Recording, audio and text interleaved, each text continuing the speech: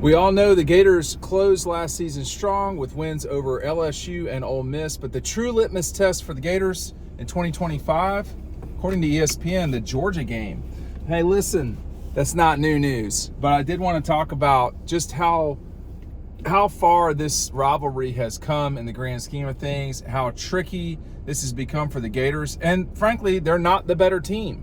That's the tough part. You'd rather be the better team in your rivalry. Right now, Georgia's the better program. Kirby's 7-2 against the Gators, losing in 2016 and then also in 2020. That Georgia was not the better team in 2020. I'll tell you that right now. But for the most part, pretty much every single time Georgia's come into the game with the better team, they've won. There's been some discussion of, I remember 18 and 19, particularly 19. There was a lot of discussion of Florida winning that game amongst people. The betting markets never had that. But I just want to, I go back to this moment that I remember very clearly in 2016, leaving the stadium in Jacksonville, and there was an old guy. I mean, he was in his 70s at the time, so probably 80s now. And, we were leaving pretty late. We always leave late because of our, what we've got to do after games. And, this guy was upset. He said he never thought, that it would be like this, that Florida would dominate Georgia the way that they had over that period of time. From 1992, really 1990, until 2010, that 20-year stretch, I mean, Georgia only won like 4 times. But from 2016 on, 2017 on, Florida's won once. So it's gone on the other foot. And what Georgia folks forget a lot is how bad Florida was before Steve Spurrier got there, and how bad they've kind of been since Urban Meyer left. With the exception of a really good 2012 and some solid seasons in 18, 19, 20 with Dan Mullen, Florida's had a hard time.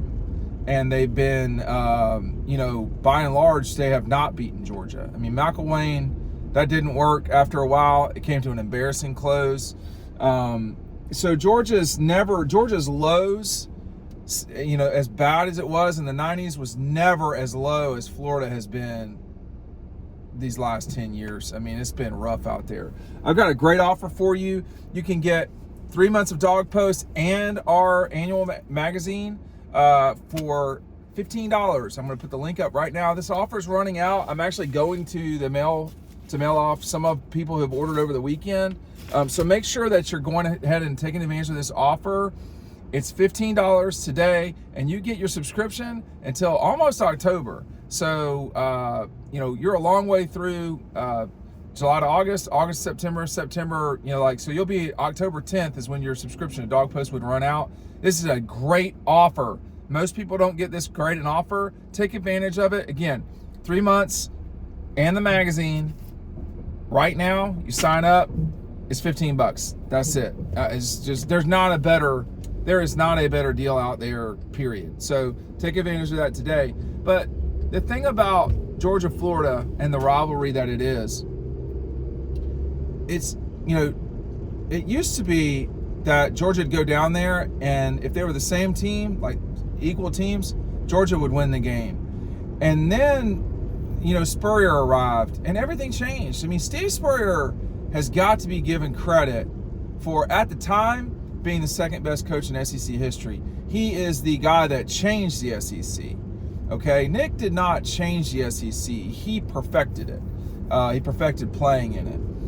But I don't think Spurrier, I think Nick is the greatest all time. I think Bear Bryant is second after that. I think third, it's a good question. I think you've got Spurrier. I think it probably is Spurrier, but I think it doesn't. I mean, it's a conversation. You got Spurrier, you've got Kirby, you've got Urban Meyer, you've got, Phil Fulmer, Vince Dooley, people like that, Pat Dye. But if it's only about national championships, there's only been so many people that have won multiple national championships. Steve Spurrier, as awesome as he was at Florida, somehow did not win 2 national championships. And the national championship that he won, he backed into. Now, it doesn't matter You could make the argument Georgia backed into the national championship in 21. That's not how it worked at the time. At the time, the Spurrier went to Florida and they won it in 96. They legitimately did back into it. So it is what it is. And I'm not here to run Steve down at all. He is superb. And I think a lot of what he did at Carolina, from 2010 on, that 4-run stretch, and even to some degree before that, was amazing. And really, that would be hard to do.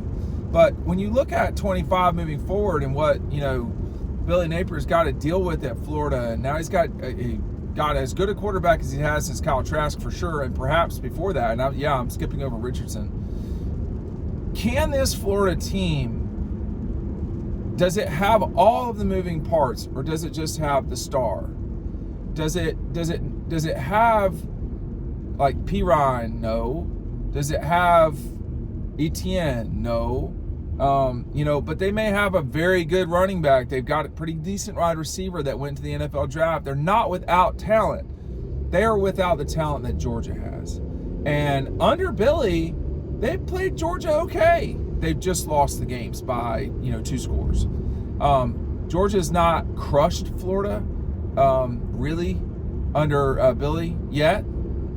I wouldn't say that. I mean, not like the 2017 game, not like the 21 game. I mean, those were beatings.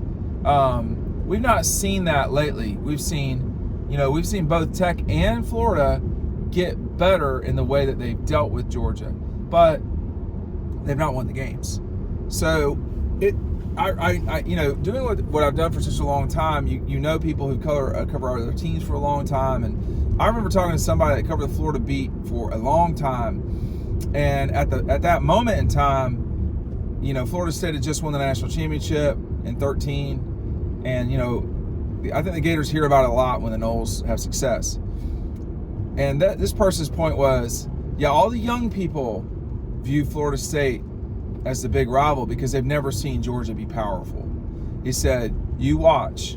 If Georgia goes back to what they were, in the 80s, there's no question. Well, we've seen what's happened with Florida State in the last 10 years. We've seen what happened to Georgia in the last 10 years. And those two schools have gone, I would say in different directions. Florida State's had at least a decent couple of seasons in that time.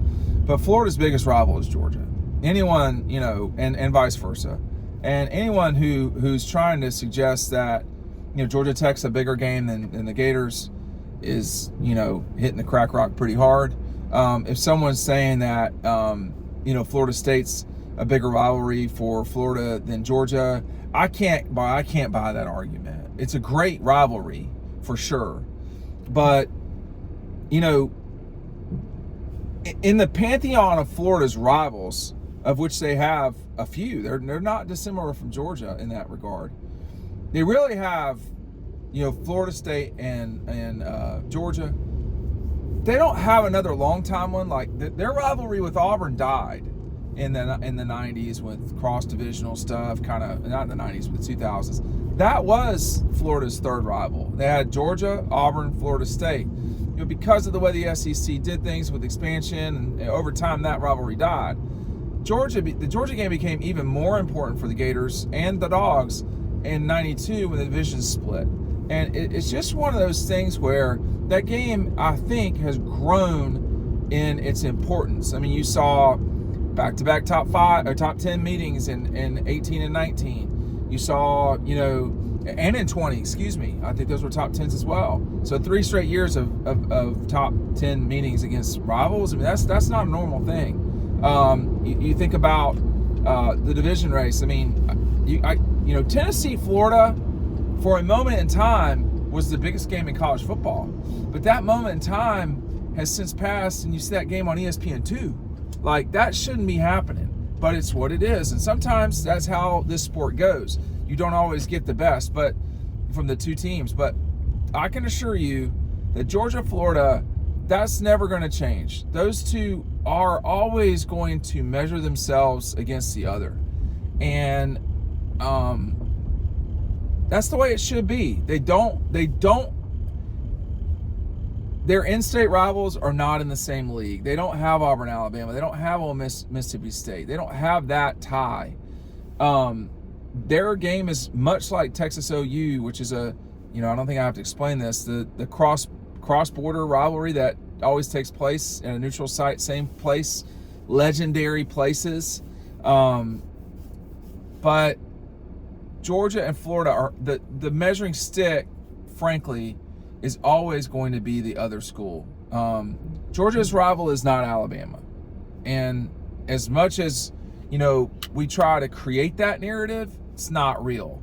They don't play each other every year. They haven't played each other yearly for a long, long time, if ever, that I can recall.